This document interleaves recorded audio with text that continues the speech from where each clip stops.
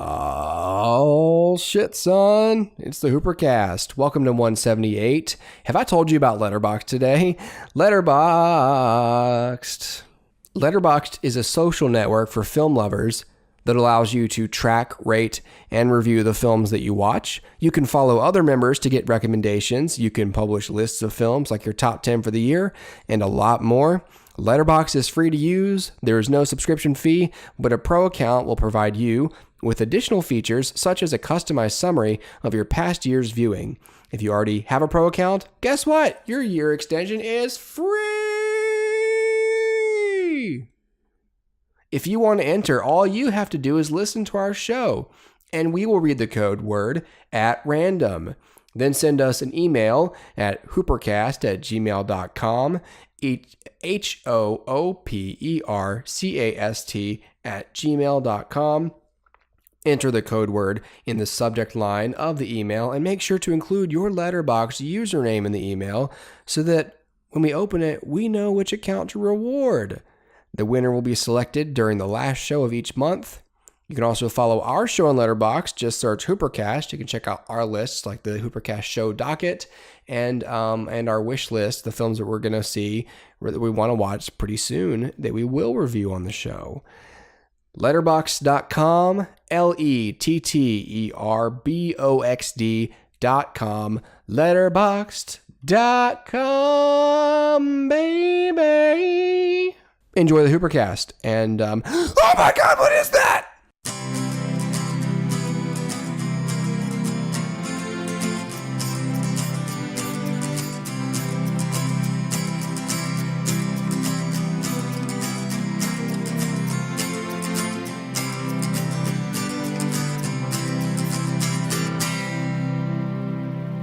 And we are live. Fantastic. Hey, everybody. It's the HooperCast number 178. The only reason I'm saying the numbers at this point is not to be vainglorious or vain, but definitely glorious. It's just because I'm hopelessly aware of what number it is every time now, because pulled up next to me is our YouTube page where you can find the rest of our show if you're watching on Facebook Live right now. This is a YouTube show, and we do a little bit of it live on Facebook on Wednesday nights. But there's the YouTube channel in case you enjoy YouTube more than Facebook, but not enough to quit Facebook because it's just so damn addictive. But there it is, the YouTube page. Lots of cool stuff in there. And yeah, that's about all I've got to say about that, of course. I'm a man of few words right now. Here's a bunch of other places to find us. A bunch of other links to get us. Facebook.com/HooperCast, of course. SoundCloud. Not really. Patreon, nope. YouTube, Twitter, at HooperCast, at Dustin Weldon, at Connor_Dempsey, but definitely at Letterboxd.com/HooperCast, but not at Blogger or Tumblr. My God, we have to update that thing. It is about 40% correct on where to find us. Doing great in that department. You can definitely find us on all these podcast platforms, though, if you don't want to watch on Facebook. It's Stitcher, iTunes, RadioPublic, Spotify, a bunch of cool stuff. Anyways, hi, everybody. Hi. Sorry about the latency, the audio, video not quite matching. It's just a reality we all have to live with. So thankfully, it's not that big of a deal. So I'm not going to complain about it, and you shouldn't complain either. Tonight, I'm solo, as you can see. So I wanted to talk about a couple items of film news. I want to actually just mention something real quick off the top here that I thought was an interesting piece of news that might be relevant for people watching. Maybe it's not, but I thought it was. That's my show. Do whatever I want. Henry Cavill exits the Superman role. I said Spider-Man because there's a picture of Spider-Man on this article for some reason on comicbook.com. I guess they're showing some video about the MCU. Of course, even on an article about the DC Extended Universe, it's still boring enough news to where they have to put a picture of Spider-Man on there to catch your interest, or rather a video about Spider-Man. It's a picture because I took a screen grab, to be fair to them. Anyway, it's on comicbook.com, and this happened today. This broke today. The DC Extended Universe has just lost its Man of Steel. Henry Cavill has exited the role of Superman for Warner Brothers. according to the Hollywood Reporter, the exit reportedly occurred when negotiations for a cameo in the upcoming Shazam movie broke down due to scheduling conflicts. Henry Cavill's been involved in this TV show, The Witcher, on Netflix that he's become attached to. So now he's got more time to do that. It says with Cavill leaving, Warner Brothers does not plan to make another Superman movie for several years. Instead, it will shift focus onto the planned Supergirl movie. So this is where they start to come off a little bit disingenuous, like they planned it. So if you read on, quote unquote, a studio source said, Superman is like James Bond, and after a certain run, you have to look at new actors. I don't feel like that's what happened here. I feel like you wanted Henry Cavill to do something. He's a working actor, and he said no. And I don't know what happened. I don't know if they fired him. I don't know if he just said, you know what, this is not worth it at all. I'm assuming the status of his contract I'm sure he hadn't signed on for any other films yet, obviously. The article doesn't mention any contract violations. So the reception to this Superman has not been great. And when I say this Superman, I don't mean Henry Cavill's portrayal of Superman in itself. We've talked about it ad nauseum on the show, but Dustin and I are both fans of Henry Cavill as Superman, just from a casting perspective. We both like that he actually has a lot of respect for the character. If you listen to him talk about Superman, he knows his stuff. And he respects the character, just similar to Andrew. This is actually eerily similar to Andrew Garfield, just to mention Spider-Man. This is definitely a lot like what happened with him. He liked the character. He knew the character. He understood the character. And the studio said, oh, that's great. We're going to do this thing instead. And they just had to sort of sit there and take it. Because these characters sort of would boost their careers. But after a while, it just kind of doesn't work. So I don't know. Again, I'm reading into the situation a little bit, but yeah, the report suggests Ben Affleck will likely also depart his DCEU role as Batman. This is a mess. Cavill, he wouldn't have been part of the Supergirl film anyways, since it will focus on Kara Zor-El as a teenager on Krypton back when Kal-El, that's Superman if you don't know, was still an infant. Let's see. This person said a source. Here we go with a source again. A source says there's a recognition that some parts of the previous movies did not work. Another source hints that this is just one big moment as Warner Brothers attempts to reset the direction of the DC films, which is pretty true if you think about the tone of this Shazam film. It's a lot more lighthearted and Marvel-esque, I will say. Yeah. So if you like Henry Cavill in the role, this is obviously kind of like, just another thing that's going wrong over there at Warner Brothers and DC.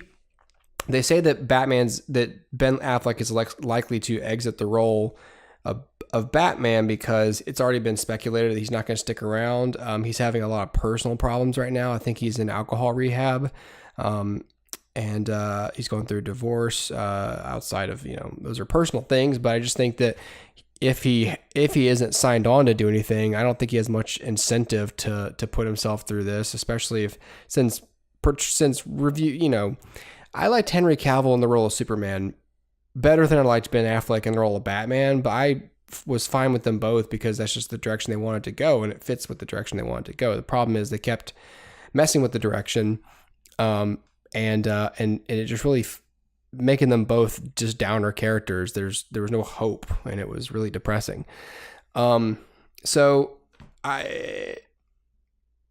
It seems definitely, if it wasn't officially stated that they're not going to do any more shared universe movies, this is probably the final sort of hint that's going that way, because without Henry Cavill and presumably without Ben Affleck, you don't have another Justice League or even any other crossover movies. So this Aquaman movie, it's almost like, oh, Why should I even see this? I think stuff like this, hurts Aquaman's chances of succeeding, because people go, oh, well, these actors aren't coming back, so why should I care about this Aquaman? What if he leaves too? It's different for Wonder Woman 1984 because, one, people liked the first Wonder Woman, and two, it takes place in the 80s. So even if you kind of weren't a fan of it, that movie doesn't ruin continuity with the film because it takes place before all these characters even met. So Wonder Woman's film can still exist in a self-contained universe that makes sense with what you already have. So good for them, because they dodged a bullet with this news and with everything going on at DC. And Aquaman, I just think this is going to kind of hurt its chances of success, even more than just the content of the film itself. Speaking of the content of films, the visual content of films, there's another article here on The Verge.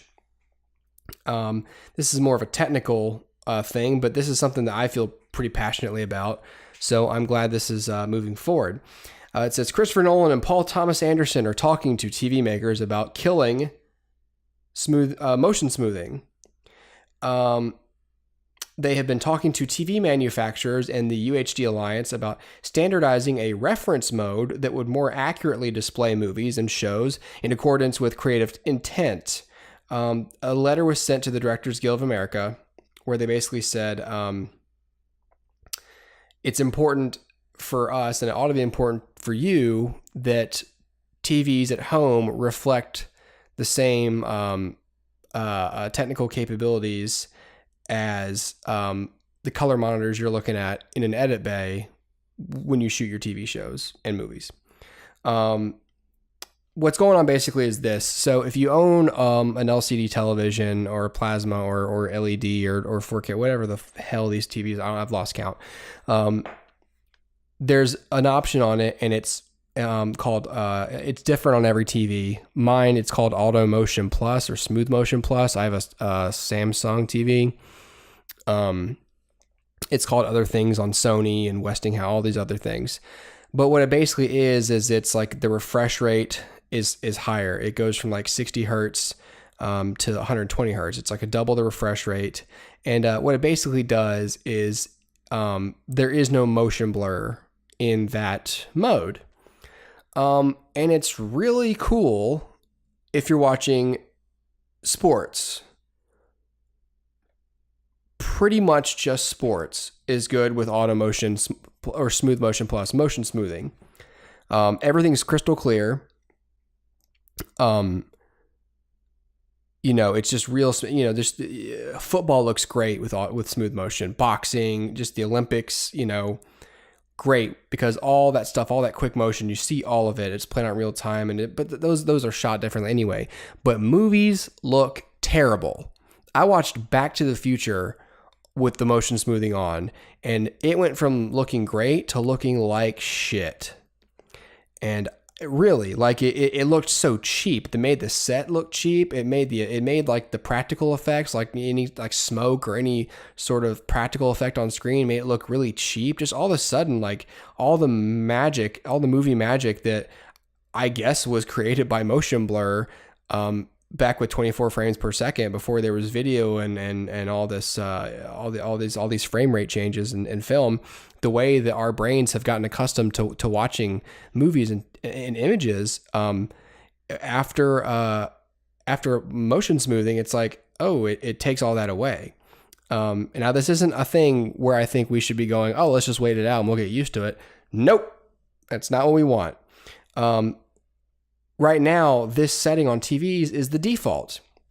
And I remember a couple of years ago, maybe actually it was late last year, James Gunn, our friend James Gunn, he in particular said he had been at his parents' house like the previous weekend, and they were watching TV, and they were watching the motion smoothing was on, and he was like, "What are you guys doing? Why is this on?"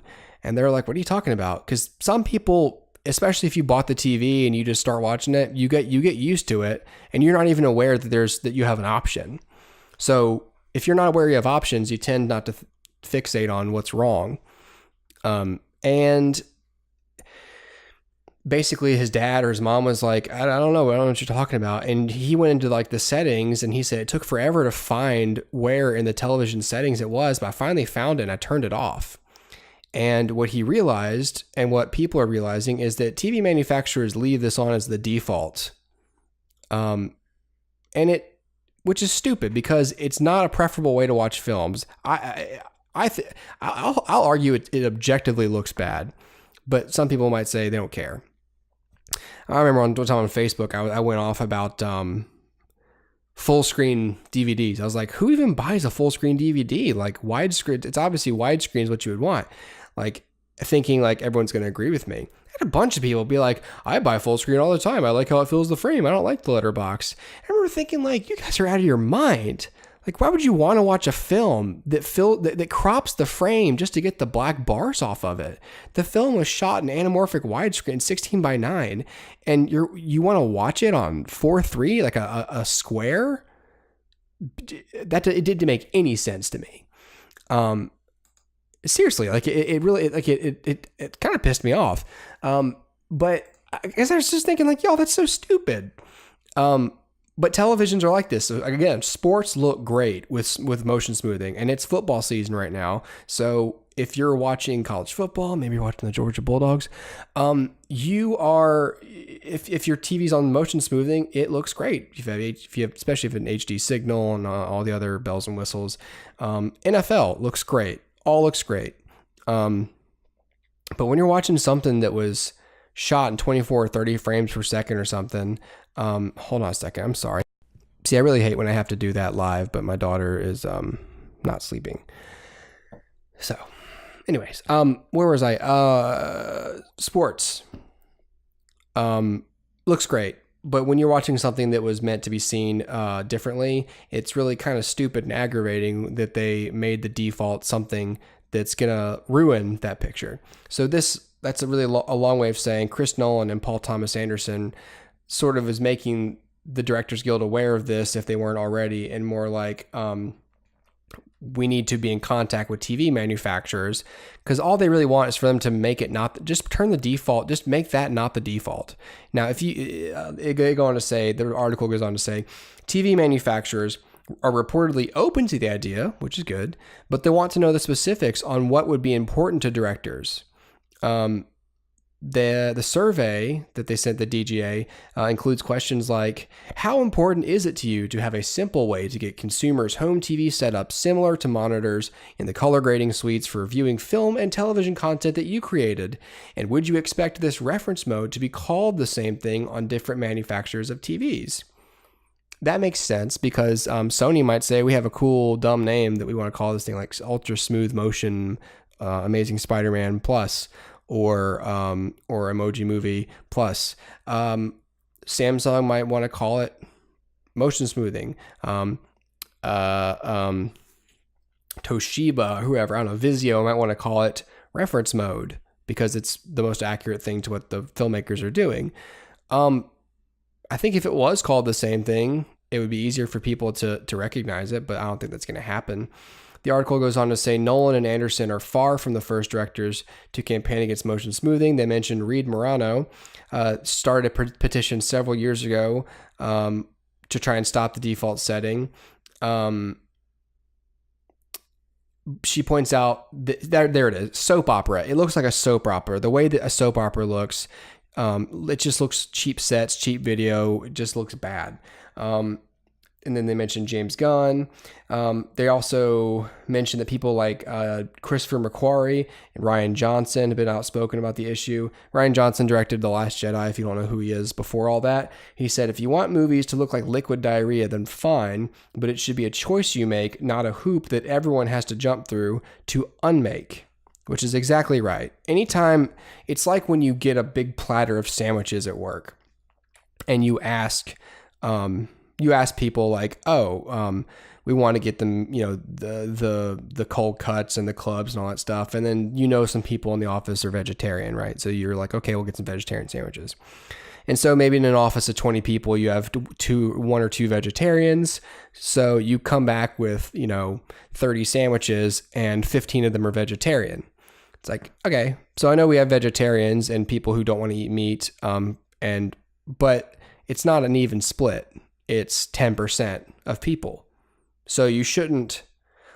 Actually, a more direct analogy would be all of the sandwiches are vegetarian and you have to request to get a meat one. It's like, why don't we look at the number of people who actually use smooth motion and just go, you know what? Most people, an overwhelming majority, like to turn it off. Let's just leave it off, and they can find, and we'll make it real easy for them to find it and change it if they want to do it for like sports. Or, I mean, just look at the what do people use televisions for?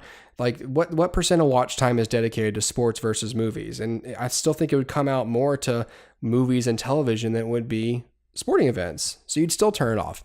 Anyways, most people listening right now probably do not care about this issue the more I think about it. But it's actually really, I think at least, it's really, I think it's interesting because, again, I sort of like what it says about human behavior. The same thing with the quick pick. I like what our box office says about our taste in movies as a country, and as a society, as a planet. But I like stuff like this too, because it just shows that something that annoyed me that I figured, well, it's never going to change. Well, look at that. People are doing something about it. And the Hollywood directors are actually doing something about it because they can, and they should. I mean, it's stupid. It's annoying. It's stupid. And, I'm glad that, I'm glad that maybe we can get it fixed. So that's all I got to say about that. I do want to talk about a movie, actually. Moving on to what the show is actually about, I want to recommend something to you guys, okay? So I didn't see this movie because I've been reading Fight Club, but I have been reading Fight Club. I have been. And, oh, whoops. Wow, you know what? I need to do something. I didn't share this. I didn't share the live stream. Silly, silly me.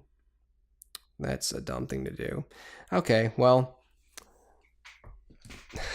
I wonder how many, I didn't look at it. I don't know how many people have been watching it, but that's cool. That's fine. This is a good time just to get people on the live stream. Hello, everybody on the live stream. Come back and take a look at what I've got going on. I got some movies to talk about. So like I said, I've been reading Fight Club by Chuck Palahniuk. Again, if you like movies at all, you've probably seen the film Fight Club. It's very, very, very, very faithful to the book's adaptation. It's still taking me like a month to read it because I'm such a slow reader, but I have been reading Fight Club. And Fight Club is full of a bunch of like, class warfare, redistributionist propaganda, and a lot of nihilism. But what it's also full of is actual, from where I'm sitting, constructive advice on simple living. You really don't need a lot. So I instinctively was attracted to this documentary called Minimalism, a documentary about, oh God, well, there goes the slide. I can't remember what it says. I think it says a documentary about the simple life of, I don't know, it's something. Anyway, this is on Netflix. Okay. And it's a documentary, where these two guys, forgot their names, doesn't matter. But it's a nice little documentary about the concept of minimalism. And these two guys sort of began the minimalist.com. And they both used to work like corporate jobs, got into nice salaried positions in their late 20s, like director of this or, six-figure salary here and there. And it's a really interesting thing that the two guys like that reached the, at least the beginning, or definitely crossed the threshold of what we think in America that happiness is, which is typically, and not even just in America, as human beings, we tend to think this way. Happiness is making more money. And it's crazy because they actually mentioned this quote in the film, because I was talking to my wife about this. I was mentioned, did you know that Jim Carrey said this? And it's actually in this documentary. There's there's a quote from Jim Carrey where he says, "I wish everyone could be rich and famous so that they could understand that it's not the answer." And they point out in the documentary, like, well, most people probably think, well, that's easy for Jim Carrey to say, he's rich and famous. But it actually takes a rich and famous person to get there and then speak firsthand and go, yep, I'm no happier. In fact, I'm much less happy, which to someone like me, who I would love to make more money and have more, financial control and flexibility. But, I do know objectively, because every person I hear talk about success and money, they all say, trust me, the more money is not going to make you happier or solve your problems or do anything. And I'm sitting here thinking, I could think of a few problems that could solve. I got some debt, got some loans, got some stuff I definitely need to take care of. I got a couple of young kids. Like, more money could certainly help out my situation. And it's true. It could and it would. But there's a certain threshold that is lower than we all think, where so I'm told by everybody, including these people and lots of successful people, that it's not. It's just not. You feel very empty because there is something built into human beings that always craves more. Someone in the documentary suggests it's like a survival mechanism. It's just an always wanting more, always requiring more. Like you sort of subconsciously raise the bar for yourself, I guess, to avoid contentment. I don't know what it is.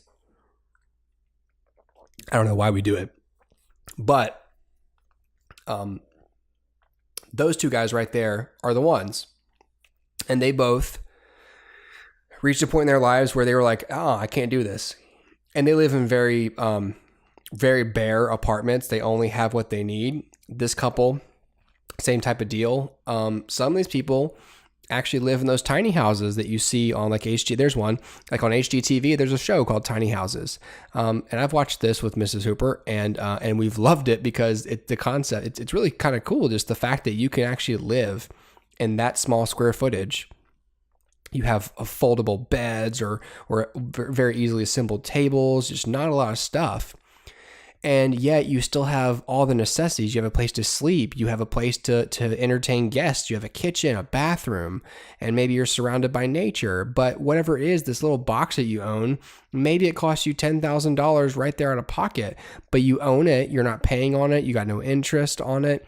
And meanwhile, you can save all that money or work a job that you like better that pays a lot less. And then you're getting more out of life because you've learned that you really just don't need this stuff. Now, I'll say this. This film, by the way, I'll go ahead and rate it. I'll give it a 4-star. It's not like a life-changing emotional documentary or anything. It's definitely, I find this fascinating. This whole topic, it is just fascinating to me. The concept of minimalism. My wife did not want to watch this because, as she thinks, and I do tend to do this a little bit, so she's not wrong. Whenever a new and interesting concept is presented to me, I typically I'm apt to go, oh, I want to do that, and I can't stick with it. It's part of the ADHD. I start a ton of new tasks, I don't follow through. Happens a lot, to an extent. Now, I'm already interested in the concept of minimalism. But I have a wife and 2 kids. I can't just sell my house, purge my possessions, get rid of, 2/3 my clothes, skateboard to a nearby mass transit system. Like it's not that simple for people like me, and probably not for people like you. They do address that in there. And I already sort of saw it coming. The concept is not so much that you have to live in a tiny house or a bare apartment or there's one guy in here who's literally homeless. He just by choice for like the past 4 years, or, this is 2015 by now 6 years, unless he's dead. I don't think he's dead. He seemed good to me. only owns what he can carry on his back. He carries 2 bags on him, all the clothes he'd ever need, toiletries, a couple, maybe shoes, laptop, just essential things for work and living. But he just rents out places, maybe Airbnb or, hotel rooms or something. I feel like the cost of that would really add up fast, but maybe just not owning something. He never has to like fix a toilet or anything. So maybe that's what it's all about. And he has freedom of movement. I guess he works remotely. I don't know. He talked about traveling. Anyways, you've got people in here, a lot of interesting people living the minimalist life in different ways. So what does this really mean to you if you're listening right now and you're like, oh, well, that sounds kind of cool, but I could never do it because much like you, Connor, I have responsibilities or I have people who depend on me. I get it. I think the concept still remains that what I like about this is it's pretty obvious you can just apply to yourself.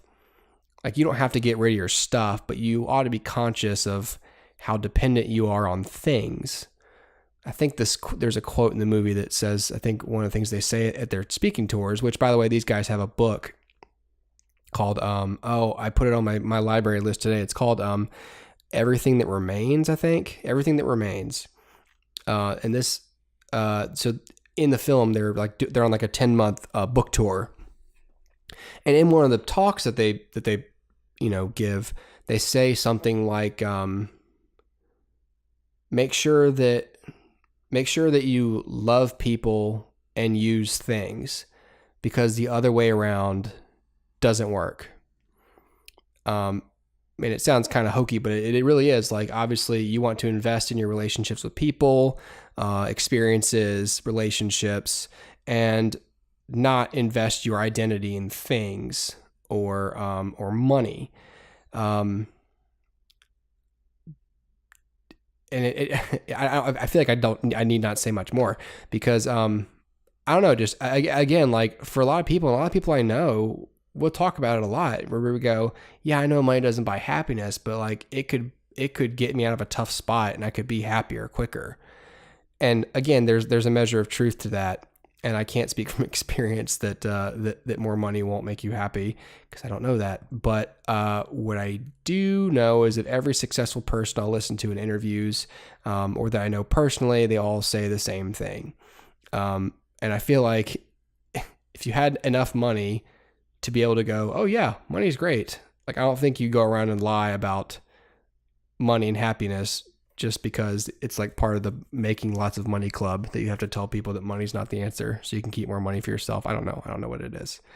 But Minimalism's a great documentary. I really enjoyed it. It's on Netflix. I think you will really enjoy it, especially if you're sort of if you need a little bit of encouragement to just to be on your phone less. All the stuff that you're supposed to do anyway.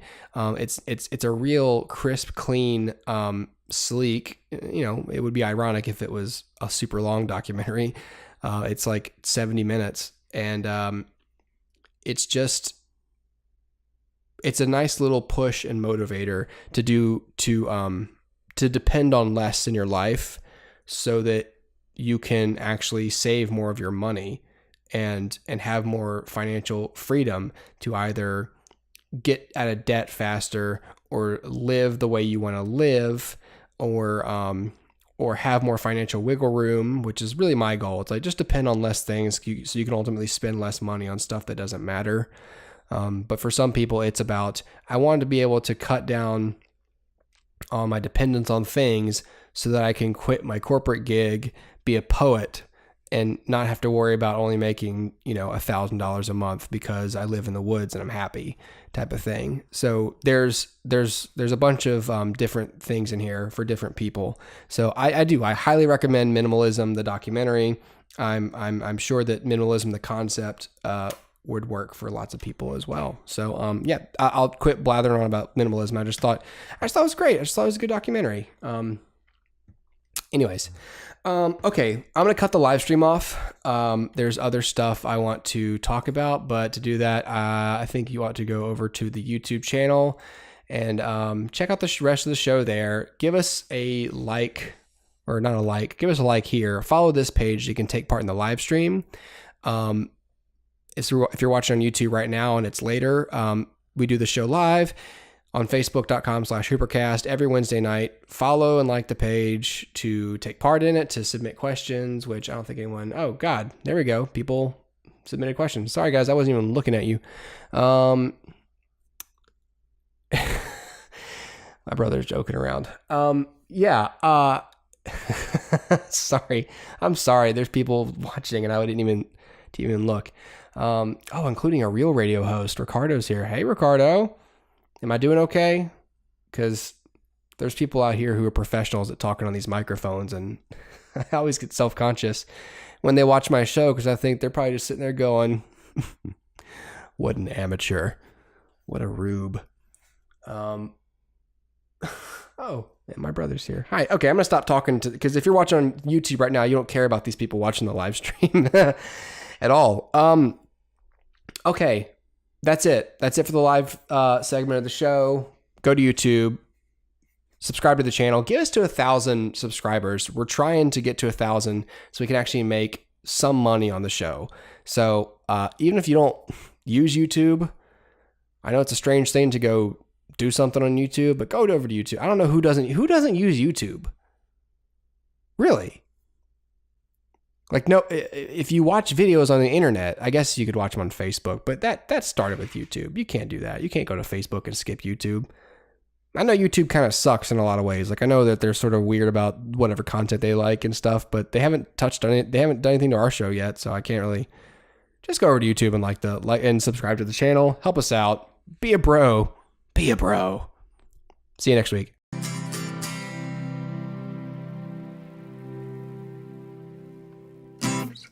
All right, and we're back.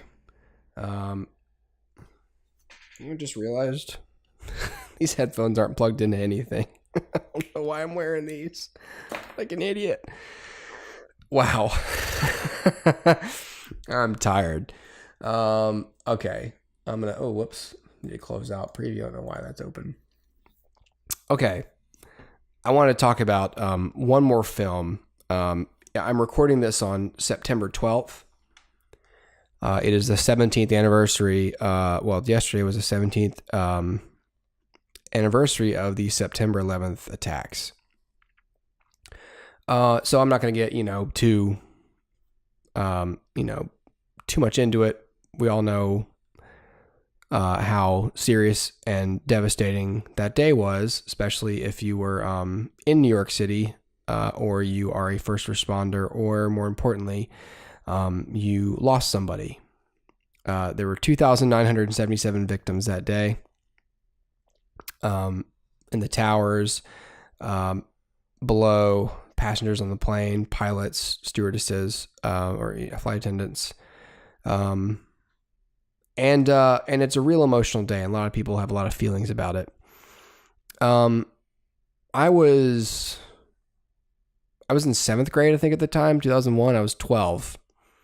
And I do remember, like a lot of kids my age or around then did, I was at school, and then they turned the TVs on to let some kids go home early if they needed to.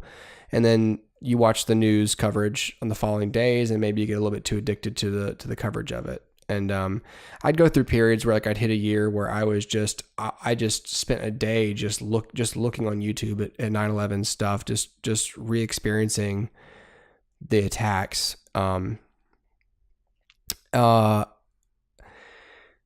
But what I do every year is I watch the film United 93.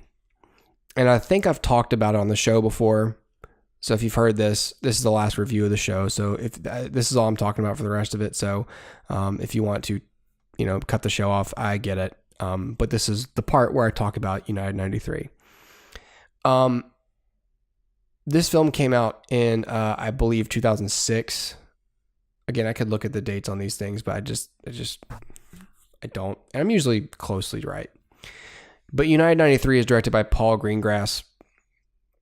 And it stars a bunch of actors you've never seen before or hadn't seen a lot of, especially at the time.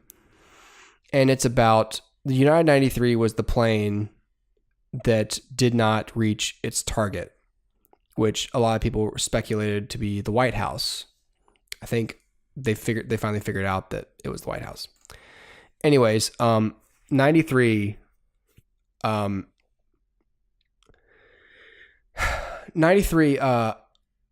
hijacked. They killed one of the pilots, I believe.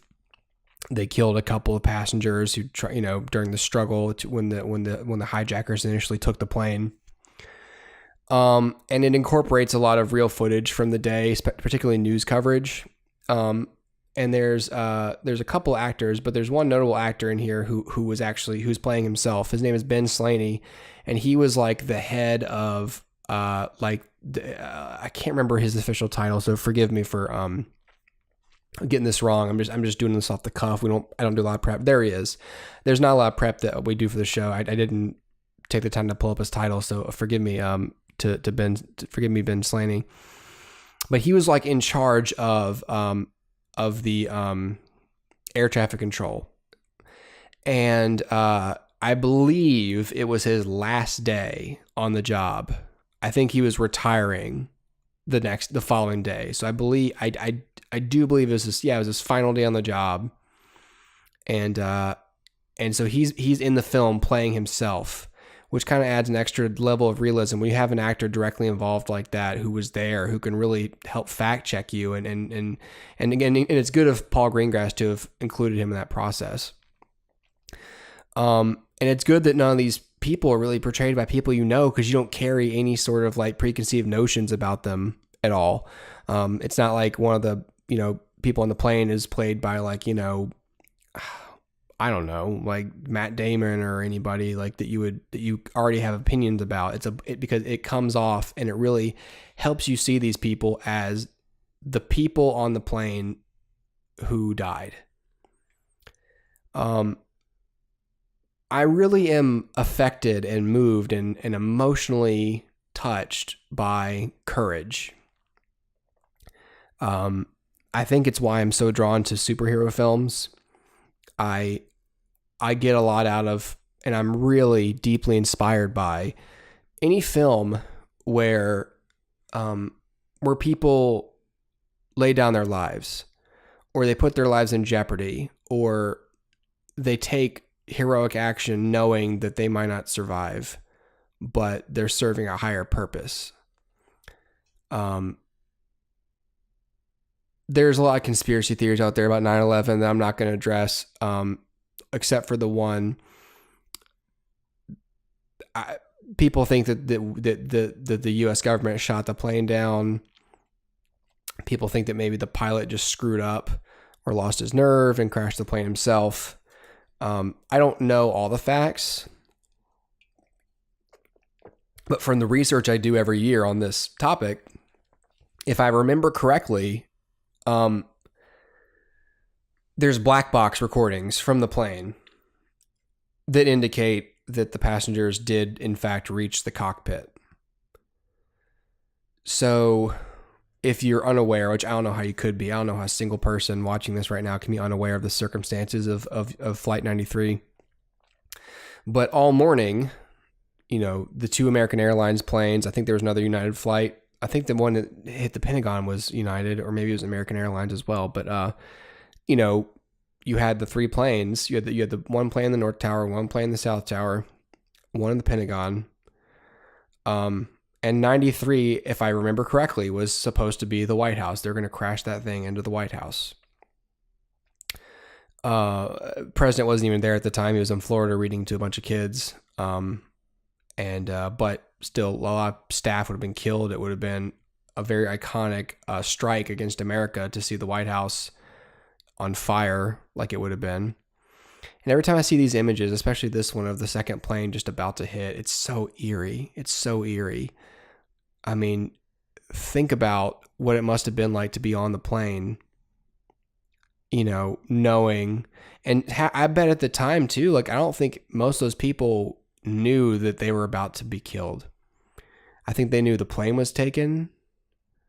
But I don't think, especially if you're not looking out the window, if they're telling everyone to keep their heads down, a lot of those people might not even have been aware that they were what was about to happen. And thankfully, and I hate to get so morbid about this, but I can't help thinking about these things because it just gets me. That, I mean, thankfully, you know, if you're on the plane and it hits one of those towers, like, you're incinerated immediately. So it's quick. But the terror of once it happens, and when leading up to it, the moment you realize, oh my God, I'm going to die. That must be horrible. And I think all the time about the terror those people must have felt, and the helplessness of everybody who was in the American Airlines flights and the Pentagon one. So what's different about 93, of course, is that they were I think they were the latest plane in the morning to get hijacked, or the furthest from their target. I can't remember the timeline, but enough time had passed, even in 2001 with no smartphones and all that, to where, and maybe the terrorists on this plane weren't as polished. There were 19 hijackers on 9/11 in all. I think there were 3 on this plane, maybe 4. I think there was 4. And my son's crying. Hold on. I'm gonna let it go. I think there were 4 on the plane. But I don't know what was up with with this group, with these hijackers. I don't know if they were just less experienced or couldn't control the crowd enough. But people were swiping their credit cards and calling their relatives from the phones on the plane without the hijackers realizing it or thinking it was a big deal. I don't know. But through calling family members and stuff, they learned that other planes had been hijacked and that the World Trade Center had been hit, that the towers had, I think even at that time, that the towers had fallen. And they basically really quickly put together what was happening, that we were under attack, and that planes were being used as missiles against American buildings and American citizens. And the passengers of Flight 93 and the crew very quickly were like, okay, that's what's happening here. I don't know where we're going. I don't know what the target is, but very quickly they thought, we are not going to, especially this character back here. I don't remember who he plays, but they figure out, like, we're not going to make it. Like, if one of them finally turns around and says, listen, this is a suicide mission. They're not going to let us go. They're not going to land the plane. There are no demands. Because for a while, there's a guy who's like, no, don't mess with them. Give them what they want. Don't get in the way. He doesn't realize, he's in denial about what's happening. They eventually have to tie that guy down and deal with him. Because there was a guy on the plane, I think, who was really getting in the way of them taking action, because he didn't think, again, I don't know if he was in denial, or, he thought that maybe they would get out with their lives if they just played it cool, gave them what they wanted. Well, what they wanted was to crash the plane, and they wanted those passengers to sit there and do nothing about it so that they could accomplish their mission without any bumps. But fortunately for, a lot of employees in Washington, D.C., fortunately for, I say fortunately for the passengers in the sense that they didn't have to be victims. Fortunately for them, they learned that they weren't going to make it. But if they were going to die, then number one, they were not going to let the plane hit its target. They were not going to let the plane reach its target and take more innocent human life. They decided, we're taking this plane back, and if we can, we're going to fly it and we're going to land it. But what we're not going to do is sit back here and do nothing. Eventually, they sort of figure that the bomb's probably not real. I think they determined later, I'm not sure how, but I'm pretty sure we know for a fact the bombs weren't real. Or maybe the bombs on the other plane, I don't know. They were not wearing real bombs. These bomb vests were fake. And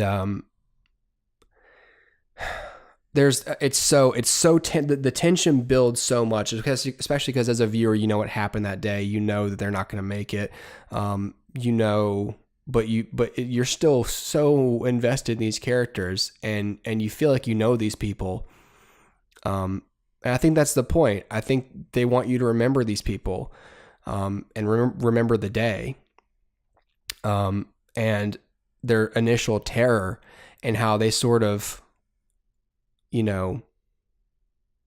stiffen up, stand up, and fight for their lives and for the lives of other innocent Americans against a terrorist threat. The performances are all really good in this film. I read, I think that the actors who played the hijackers and then the actors who played the passengers intentionally did not meet each other before filming and didn't speak to each other during filming. I think Paul Greengrass had said, like, I wanted this very, very clear layer of separation between them because I didn't want them to see each other. I didn't want, on most movie sets, you get used to, even if you're playing enemies, you talk to the other actors because you're probably buddies or you're friendly to each other, you're passing the time. But on this one, Paul Greengrass was like, it's critical that they don't see each other as people. It's going to make their performances a lot easier to get. And I think that really shows. I don't want to say I love this movie because it makes me very profoundly sad. But I watch it every year, almost every year. I didn't watch it this year. I couldn't do it. It's been a rough year for me in a lot of other ways. I couldn't do that to myself this year by watching this film. But I do recommend it, and I watch it most years around 9/11. Because it inspires me. There's not a lot of direct inspiration you can take from people giving their lives when you don't do that sort of thing every day. But what it does inspire you to do is be courageous, and even in the little ways, it really does have that effect. There's a point on the plane where they're talking about their strategy. When you just realize like they're going to take back this plane, I get so much adrenaline, and I just the tears start welling up in my eyes because I keep thinking about there's the guy. They're just talking about how they're going to get him. The one guy I knew was knew judo. He said something like I'm gonna grab his arm and I'm gonna break his arm. I'm gonna break his arm in half. And he said something like he says he can try as hard as he can. I'm breaking his arm and I'm not letting go. It's like, and I'm not going to let go. And when they charge, just the force with which they, charge the hijackers, it's just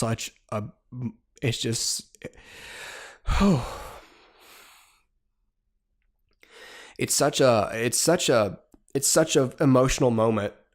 Because you're so happy for them in a way that they charge against these people, and you just see like you're with them. You're just like, oh my God, they can do it. They get one of the hijackers down. They're stabbing the shit out of his neck. And then they charge the cockpit, and the one guy's barricading the cockpit, and they've locked it. And then the pilot decides like they're gonna take the plane. There's no way if I'm going to fail. So in a similar way, that guy's committed to his goal. Whereas the passengers are like, if we're going to die taking the plane back. And for him, he says, well, I was going to die being a martyr for my cause. If I'm not reaching my target, I am not surviving this. If this plane doesn't reach its target, this plane's going on the ground. And eventually he cuts bait and goes, they're going to get in. And he rolls and he throws the plane down, and they get him, but they can't. The plane's already in a death spin, and the plane is, in real life, crashes in a field out in Shanksville, Pennsylvania, and everyone is killed. I know I just explained the entire plot to you guys, and I'm sorry if this is just so boring to listen to. I really am passionate about heroics, and again, it's one of the reasons I love superhero films so much. It's one of the reasons I love the Marvel films so much is because they do in certain, iterations of the movies portray heroism and sacrifice and stakes in a very real and relatable way. But what's so inspiring about this is these are everyday Americans who are not policemen, who are not firemen, who might not even be soldiers. These are people who are just on a flight, maybe to see family, maybe they're on a business trip, but they are not on a plane so that they can fight to live. And these people stood up and, if nothing else, stopped a plane from killing more people. Like they fought for their own lives, but they knew that even if they couldn't save themselves, they could still save other people. And I find that profoundly inspiring. I give away the plot of the film because, again, this is a true story. The plane doesn't make it. The hijackers, were presumably killed on the way to the passengers getting to the cockpit. I feel like I don't have to do a spoiler-free review of the United 93. It's a great film. Like I said, every single year I watch this movie around 9/11, and I cry and I weep at the end of the film. I just weep. And it makes me feel better. It makes me feel thankful for my life. It makes me feel thankful that every single night that I put my kids to bed, it makes me thankful that I have that extra day with them, that I'm not trapped somewhere, not able to see them again. And then that's it for me. Every day is a gift. I'm sorry that I feel like I'm preaching so much on this show, but I'm preaching the message of these films, if nothing else. So don't think of it as me pontificating at you. Think of it as me summarizing these films. Every day is a gift, and you can spend it distracted and dependent on your things, or you can spend it making sure the people in your life know that you love them and that you're there for them. And if they are in danger, or you are in danger, or innocent people are in danger, you fight like hell to protect them. And you show your loved ones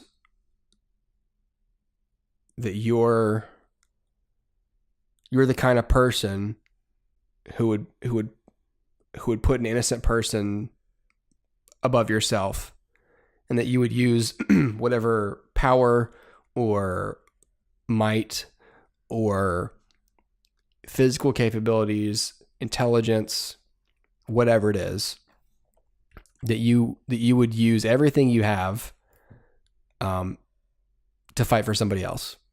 I think that's the main wrap up, in a strange way, of this whole show. Yeah.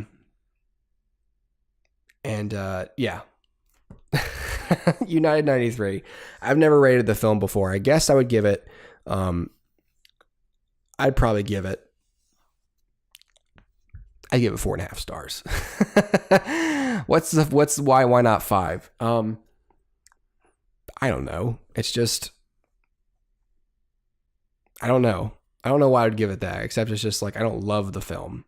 It still reminds me of sad things, because it's real. These people are real. These victims are real. Their families and their pain is all real. It's not characters shown in a realistic thing. This is characters who represent real people who died, and real families who lost something that day, and real pain. But I think it's something that everyone should watch. I'm going to close out the show with that, you guys. Yep, that's it. Subscribe to the YouTube channel. Find us on iTunes. All your podcast platforms. The letterbox code is, what was it again? That's okay. That's what it is. That's okay. That's the letterbox code. Thank you guys for listening. Catch us on Monday for the quick pick for the box office analysis this weekend. I can't wait to see how well Predator did. Reviews are not looking great. Go figure. Thanks for tuning into the HooperCast, everybody. Thanks for listening to me be sad and talk about life lessons. But these concepts mean a lot to me. I think they might mean a lot to other people out there. See y'all next week. Bye-bye.